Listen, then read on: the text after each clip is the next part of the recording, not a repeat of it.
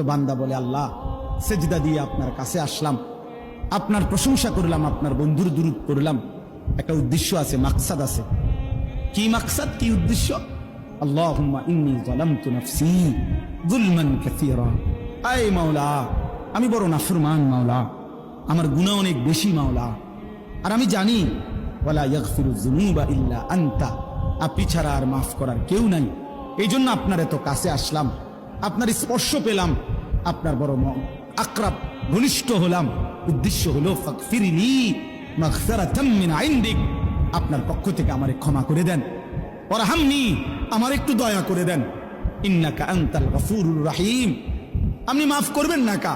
আপনি তো ক্ষমাশীল, আপনি দয়া করবেন না কেন? আপনি তো রহিম, দয়াবান। আল্লাহ বলে, কস কিরে বান্দা, এত আদর করে বললে মাফ না করি কেন? হ্যাঁ, কি কইছেন এখন? আল্লাহু আকবার। এই জন্য বান্দা যখন সালাম ফিরায় এই ডানে বামে, তখনই একবার কি পড়ে? আল্লাহু আকবার। অর্থাৎ উদ্দেশ্য হলো সে সালাম ফিরাইয়াই আল্লাহু আকবার বলে। অর্থ বলে আর মানুষের জানায়, ভাই সাহেব আল্লাহ বহুত বড় মহান, উনি আমার মাফ করে দিচ্ছেন।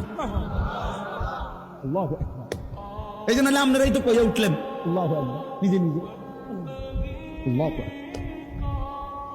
জন্য দোস্ত, বান্দা সেজদা দিয়ে বসলে সালাম ফিরাইবার আগে আগে রব মাফ